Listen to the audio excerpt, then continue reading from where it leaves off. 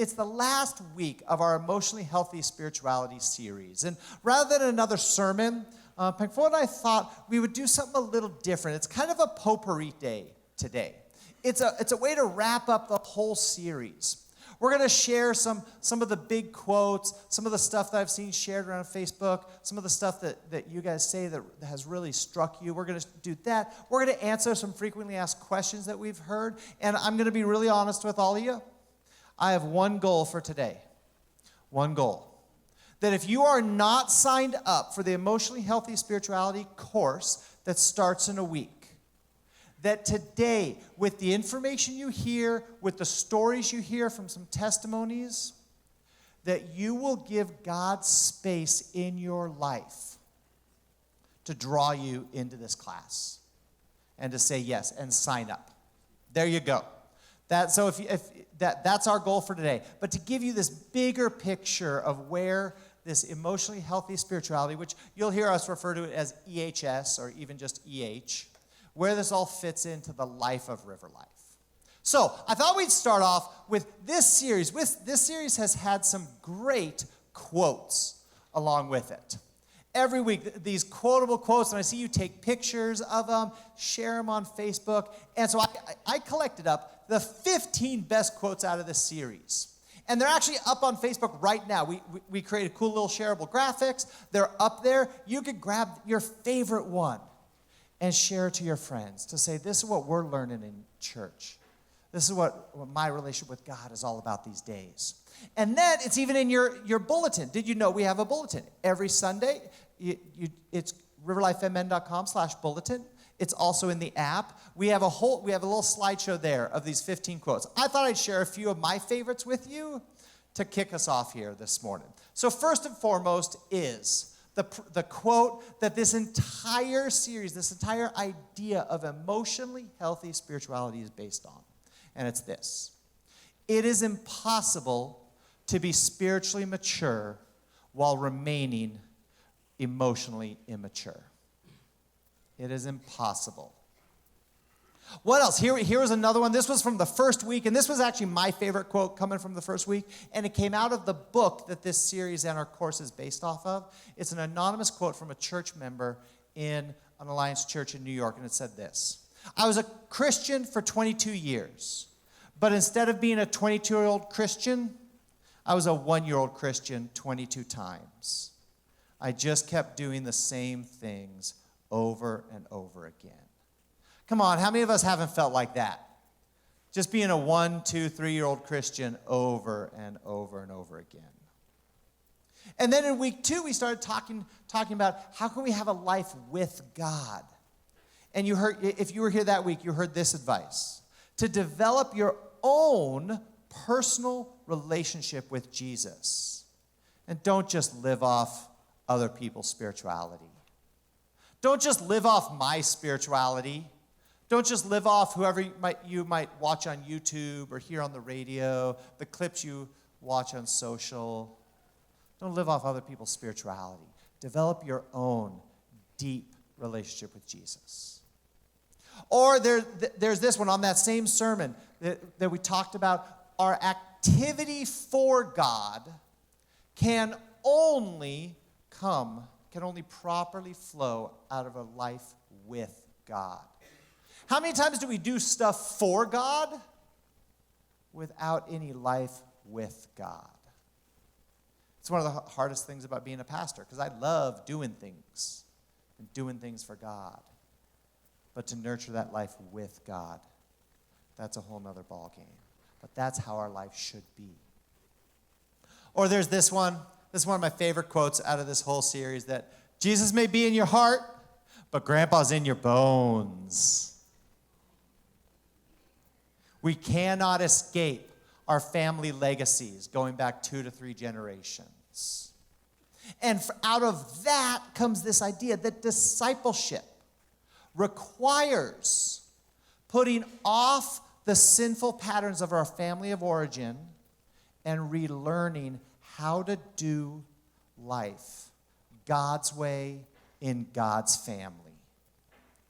That's what life in church is about. It's relearning how to do life God's way in God's family. So one of the things I've already started saying around here, and you're going to hear it a lot more, is that's not how we do it in God's family. You know, how you talked with that person, how you're treating your family, your parents, your wife, your spouse, that's not how we do it in God's family. Because all of us have to relearn how we do it in God's family. And then lastly, from the famed theologian, Jay-Z. You can't heal what you never reveal. True lyrics from him. The rest of the song I am not about to quote, because that is so not safe for church. That one I will, though. So with that, I pass over to Pang Foua, and we're going to kind of talk a little bit together, take turns here, and now you get to hear a little bit about why EH. Thank you, Greg. So as the spiritual growth director here at RiverLife, it's part of my job to come up with courses, things, avenues, ways that can really encourage each of you to grow in your faith. And Greg and I were introduced to emotionally healthy spirituality 4 years ago, when we were invited with the North Central District and several of the leaders in the district to go to New York, to actually go to the church where EHS was birthed, and to participate in learning about the course, but also going through parts of it with the people there. And you should know that as a family therapist, I am all about people being emotionally healthy. And as a pastoral team, we are all about people growing in their spirituality. Well, EHS brings those two together in a way that makes it easy, accessible for everyone. So you don't have to go to therapy, although I did overhear one of our life group leaders say after our sessions on Sunday when we went through the course, the leader said, "Wow, it's like I get 2 hours of therapy every Sunday after she leaves the session." So although it is not therapy, it will force you to look at deep stuff in yourself, in your history. So that's part of the reason why EHS. Meeting with so many of you, getting to know you, walk with you in your lives, I know that it's hard. It's hard to live out your faith. You can know it in your head, but as you turn around and try to live with others, whether it's your roommate or your spouse or your children or your family, that you actually don't know how to live it out because so much of what you've learned is from your culture, your family of origin, and to actually disrupt those old patterns takes conscious effort. And part of what EHS does is that it helps you to sift through and to learn new skills, but also to change your mind about the old patterns and to learn new ones. And as Greg said earlier, our goal is that we would be a church where we all learn what it means to be in the family of God. And we learn together using the Word of God and allowing each other to challenge, encourage, and to grow together. So that is why we want to do EHS with all of you. So much of the research, whether it's Barna or the Pew Research or some other secular research organizations, what they generally find is that Christians, people who call themselves followers of Jesus Christ, look pretty much the same as people who say, I don't follow Jesus, I don't even believe in him. In other words, most of us don't live very differently than the rest of the people around us. And we should live differently. Jesus said that the world would know that he, Jesus, was sent from God, that he is the Son of God, if we love one another. But if we don't live any differently than the world will not see us loving any differently than they do. So part of what we want to do is learn to love well. Love God with all your heart, soul, mind, and strength. And love your neighbor as you love yourself. And that's part of what EHS will do. EHS will require you to intentionally develop your own walk with God.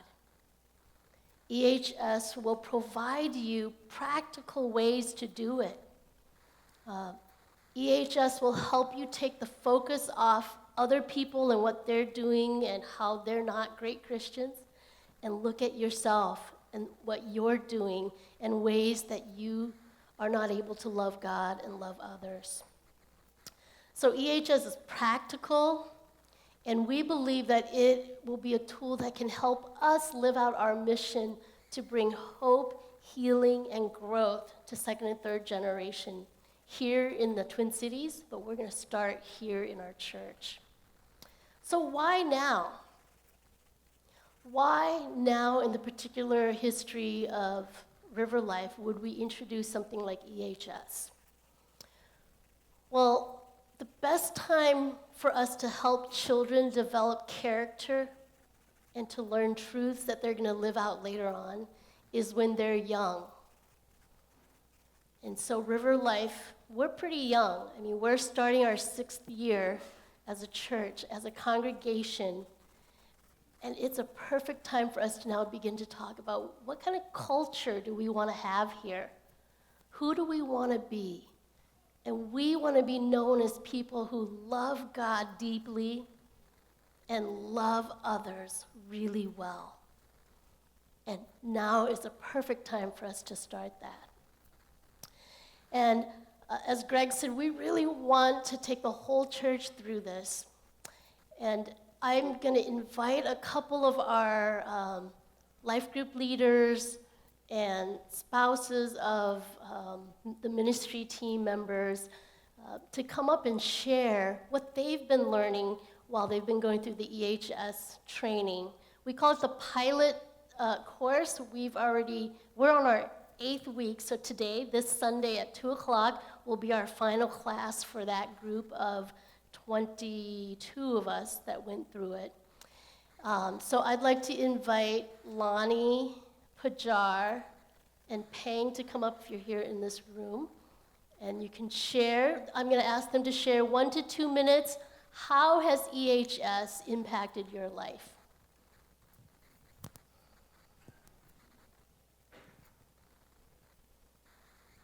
Good morning, church. My name is Pajar, and one of my big takeaways from the EHS course was about generational sin.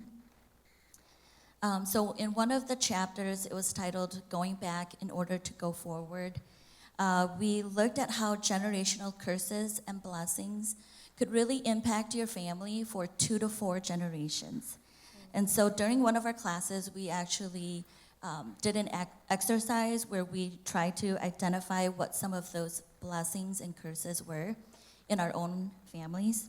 And I was actually really eager to do this because I want to be freed from these curses. And so in looking at my mom's side, she's actually the only Christian. And her mother has a really tragic story. So she was only 14 when she was kidnapped, or as Hmong people say, to marry my grandfather, and he was already in his 50s at this time. And she was not his first wife or second wife, but she was actually his 3rd wife. She actually always made it known to us that, she was kidnapped because she was very, very beautiful. Right?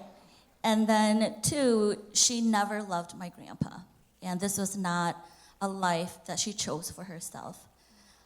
So understanding this history, I knew that there were a lot of strongholds on my mother's side. And there was a lot of bitterness, pain, suffering that ran really deep.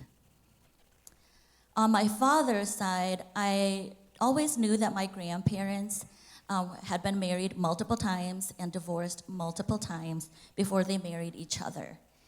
And you could see this sin carried out throughout my aunts, uncles, and even my cousins' marriages, where many of them struggled with infidelity, divorce, and abuse. And so I even have an uncle who was married 5 times, 6 times. I don't know, he might still be going, I don't know. But for me, that really just showed that there's so much brokenness on my father's side. And there was a lack of value of the sanctity of marriage, and or that the enemy tried really hard to destroy marriages, and he was successful. So knowing these patterns of sin really brought clarity into what kinds of expectations and what kind of sin I brought into my own marriage. And just practically speaking, that could be like giving up really easily whenever we argue, whenever my spouse and I argue, or wanting to run away whenever we would argue. Or it could be certain friendships that I have where I might be really bitter or hold on to grudges for a long time. These were things that were red flags for me that I knew I needed to be aware of. So I've been praying fervently that these generational curses end with my generation and also my spouse's generation, because he brings with him his own line of curses, right, through his generation, through his bloodline. So I've been really praying hard that these curses end with me and that they don't continue on to my children's generation. So if this is something that maybe you've identified certain patterns in your family's history, or maybe you've never thought about it, but it's something that you want to consider, then I'd really recommend the EHS course so that you in turn could be free and your children as well. Thank you.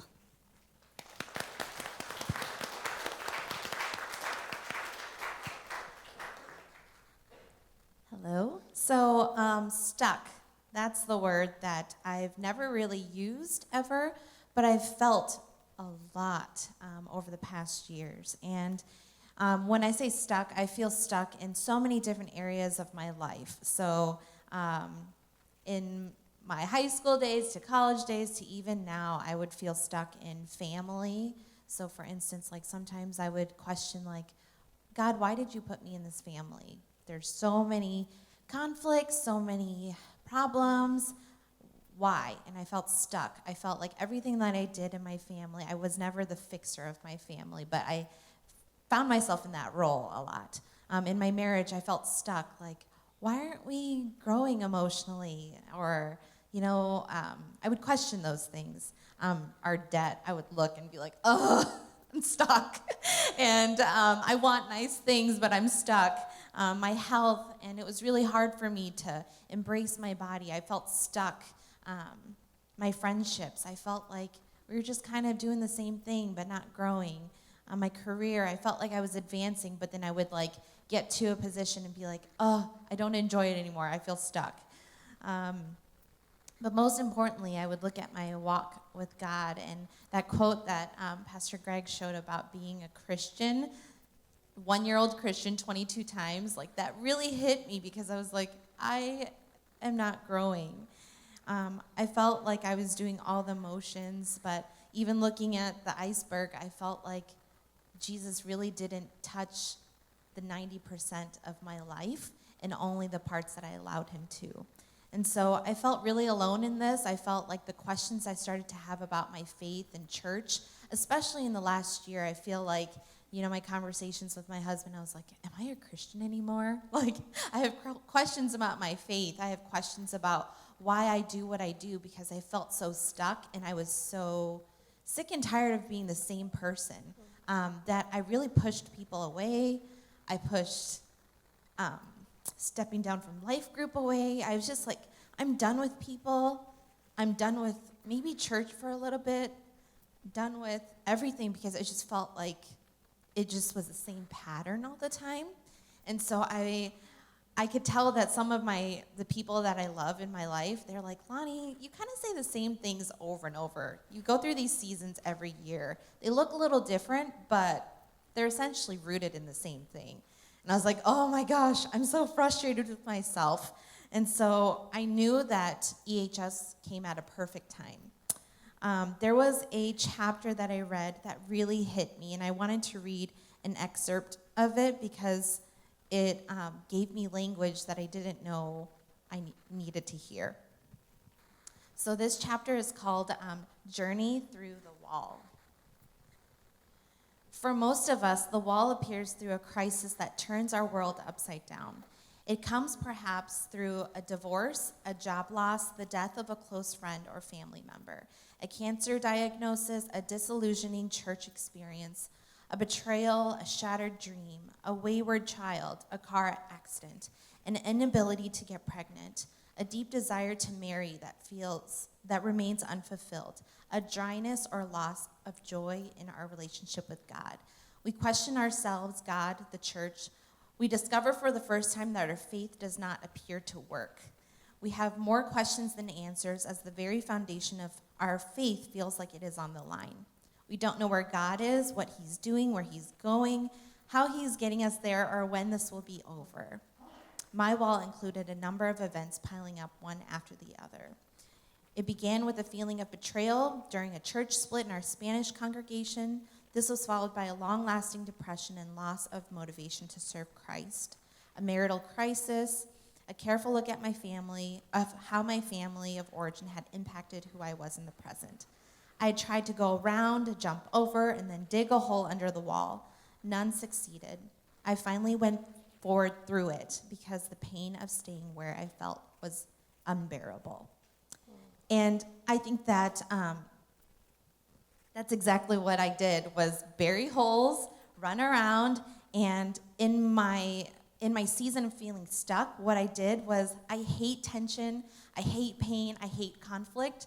So what I did was control my life and do so many different things to try to cover up and say, I'm doing great because I got a great new job, I have new friends, I have a new thing going on in my life, but really, I still was stuck at the end of the day, and I hated feeling that.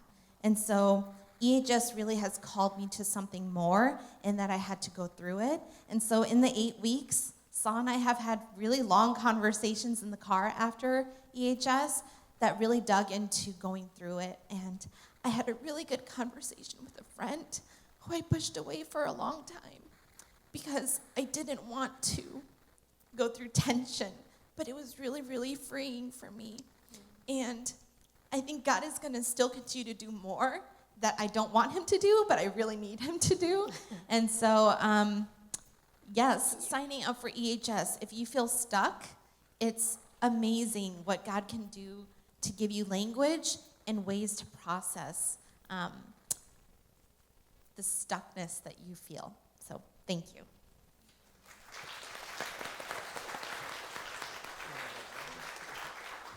Thank you, Lonnie.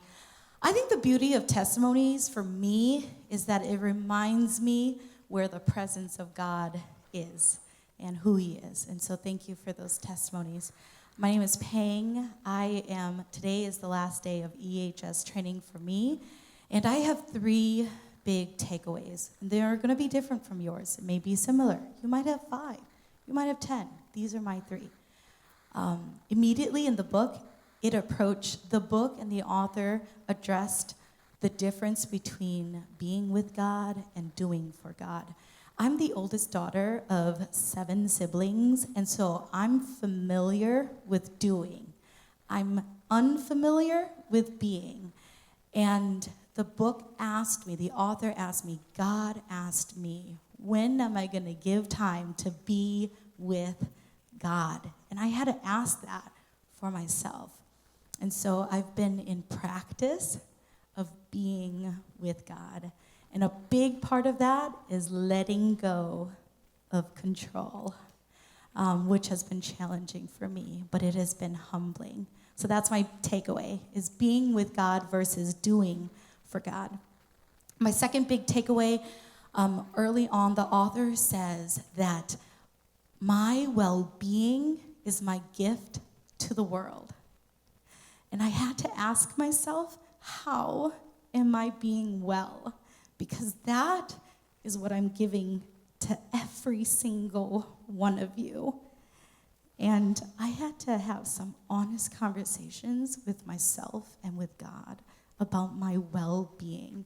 How was I doing relationally, emotionally, mentally, spiritually, physically? And I want to be a gift to you all. And I think my third takeaway was I knew that my well-being not only would be a gift to you all, but it would be a gift to children. And at RiverLife, we talk about how our mission is hope, healing, and growth to second and third generation Hmong. And here's the thing. If we are not conscious, adults, I just turned 34. If we are not conscious of what we are saying and what we are doing, we will essentially imprint to the third generation the beauty of who we are, but the pains of who we are. And I think that was my third takeaway, and it resonates with what Pajar said. I don't have any biological children, but I have nieces and nephews who I love dearly. And your children and grandchildren that are downstairs and over there in the nursery, I imprint onto them who I am. And so I have to ask myself, who am I? And am I well? And what emotionally healthy spirituality did for me was it asked me to pause and think about what has been imprinted, who has impacted me, and what do I need to be aware of as I love my nieces, my nephews, my younger siblings, and myself. And so I urge you all to do this, and our children and their children's children will reap the blessings of our well-being. Thank you.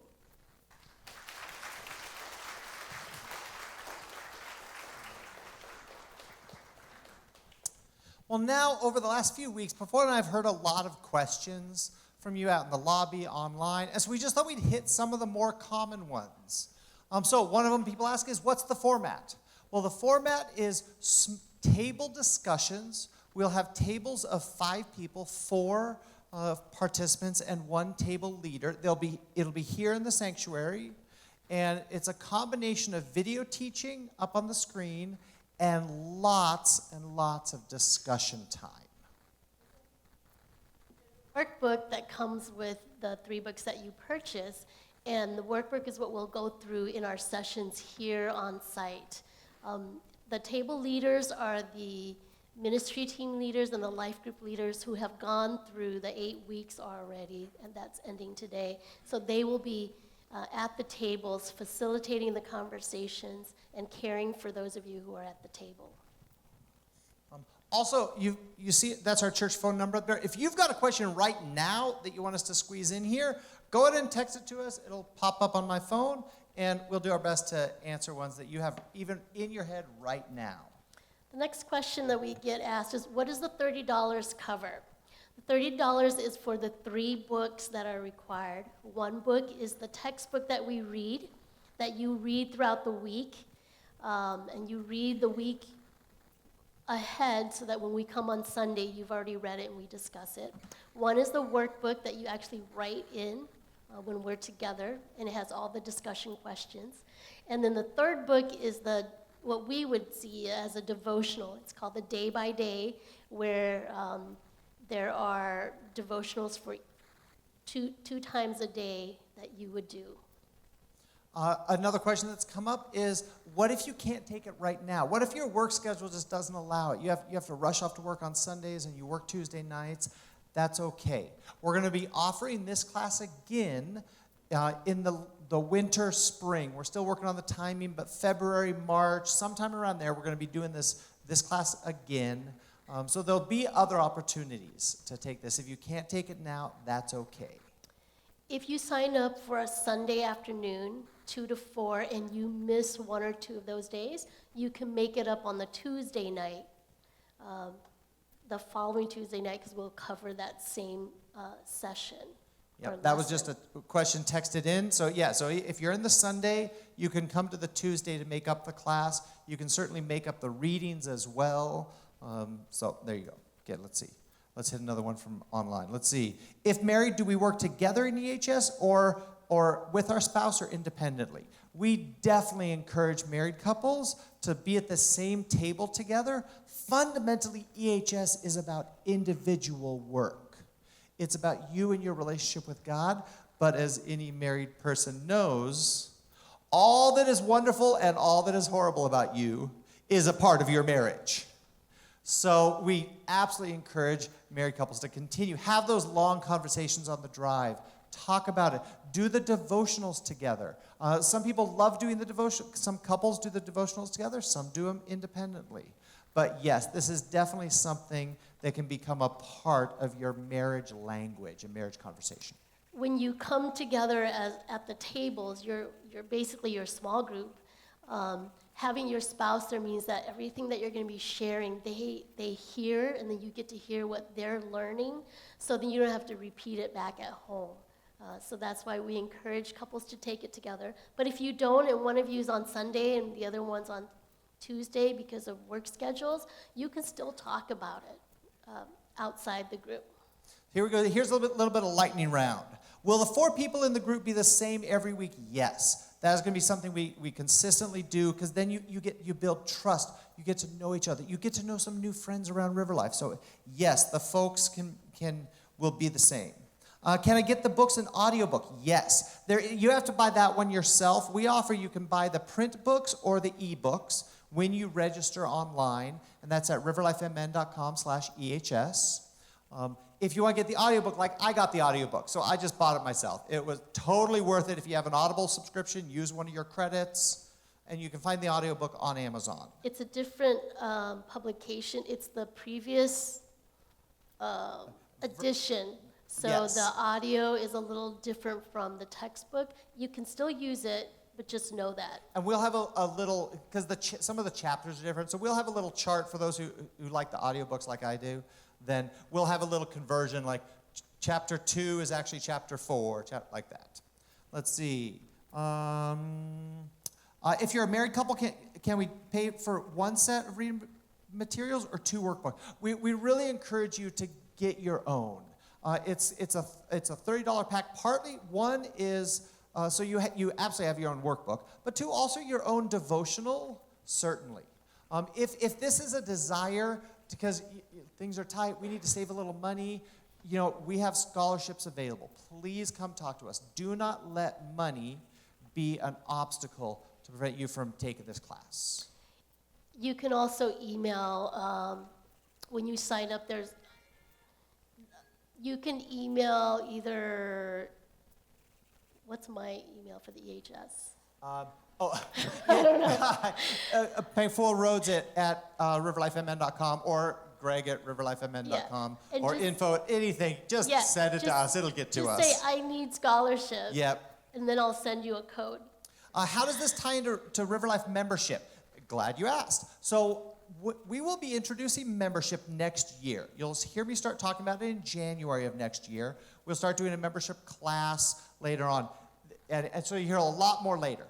But this course will actually be a requirement for membership at RiverLife, because we believe in this so much. This will become part of our fundamental DNA.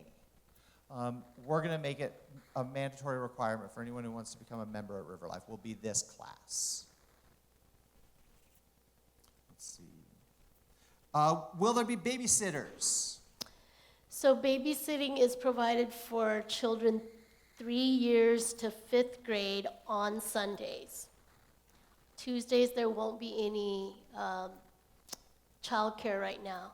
Currently, we only have 6 people signed up on Tuesday night. The majority, we currently have 42 people signed up, and the majority of those, as you can see, are for Sunday. So we due to volunteer restrictions or the number of childcare providers we would need, we just are going to provide it on Sundays. And then, will there be snacks? Absolutely. How could we not have snacks? Yeah, and snacks for the little ones and snacks for the big ones. You bet there will be. And then lastly, if we register after church today, will we get the materials today? So we ordered 45 books. We've got 42 people registered. One more came in. So we'll still have 2 more books. If you register, like you take out your phone right now and just register, you can get one of those last couple that we have. We're going to be placing another order in a couple more days with a few more people having registered. But there are 2 more sets of books out there. Get on this right now. You can grab the books today. The deadline to register is Wednesday at midnight, so that I have enough time to order and rush all the books to us by this weekend. There is a reading for Sunday already, which is chapter 1 of the textbook. You got homework already. It's like that prof who gives you homework before the first day of the class. You just hate, that's what it is. But if you sign up by Wednesday, you'll have the book by Sunday, and you can still come, and it will be totally okay. It's not like you have to have read the chapter. And if you want the ebooks, we send you those codes immediately.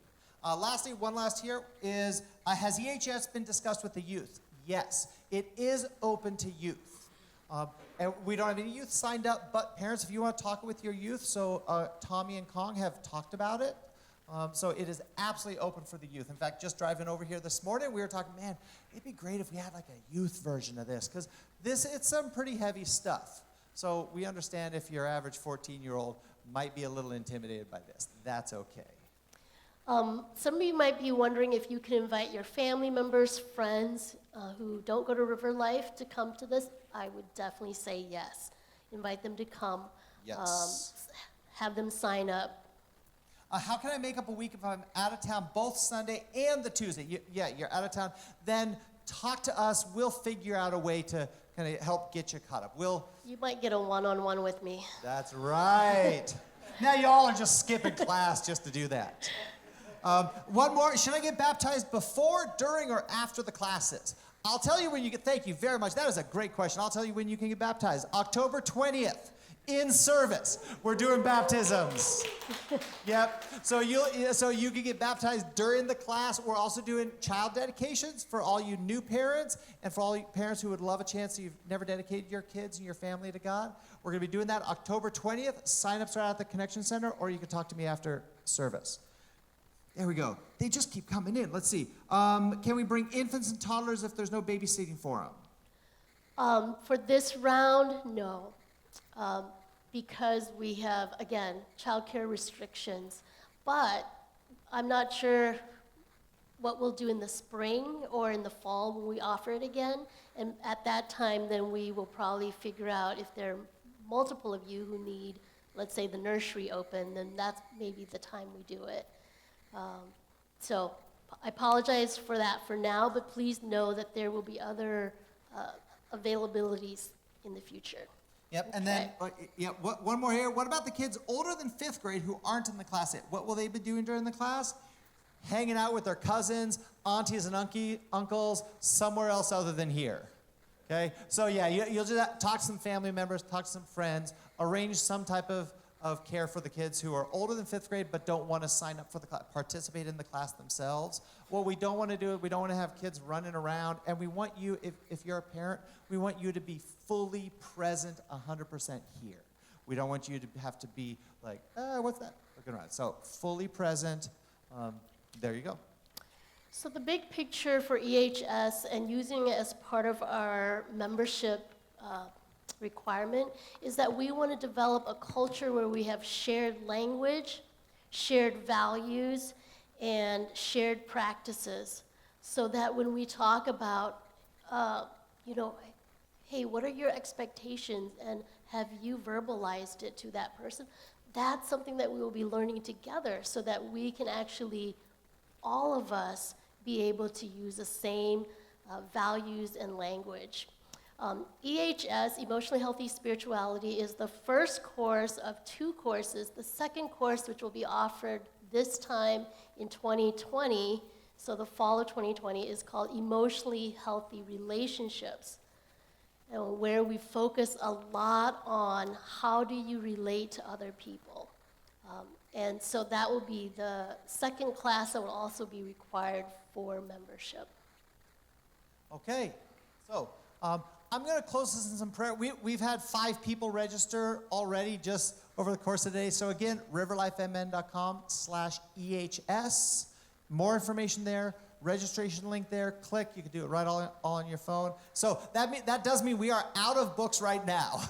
But we're going to place a rush order within the next couple days to get them here. And we'll do our best to get books to you as quickly as possible, so you can definitely have them by Sunday, not a problem at all. And if you do the ebooks, you can even get that as soon as we order it. All right, so I am excited for this. I am excited for you, and most importantly, I'm excited for a healthy church. And that's me kind of in my pastor role. I want a healthy church. I can't imagine the day that RiverLife would be filled with drama and conflict and controlling elders and arrogant people. No, that is terrible. I want a wonderful, loving, forgiving, self-aware, Christ-reflecting, life-changing, neighborhood-blessing church. And this is one of the ways we do that. So I'm gonna close the service in prayer. We're gonna wrap up here. We're running a little late. We want to make sure to get you off on time. And so I'm gonna pray for us, pray for all of you. If you have any questions, we've got a table out in the lobby. Pang Foua will be out there. If you've already signed up, we've got your books out there. And for everyone else, sign on up and get into a life and faith changing, transforming opportunity here. Let's pray.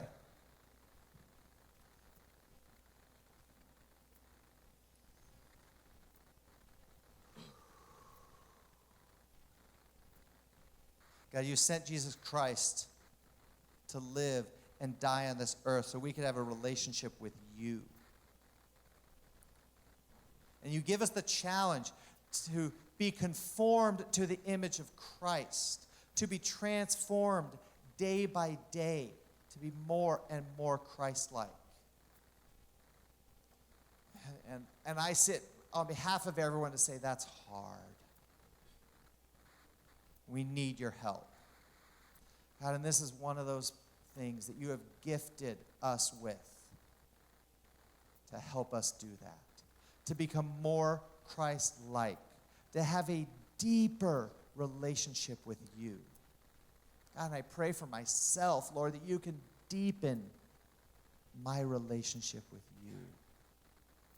That you can continue to dive into the deeper parts of my iceberg and those who are taking the class and those who have already signed up. Lord, I pray for those who are on the fence.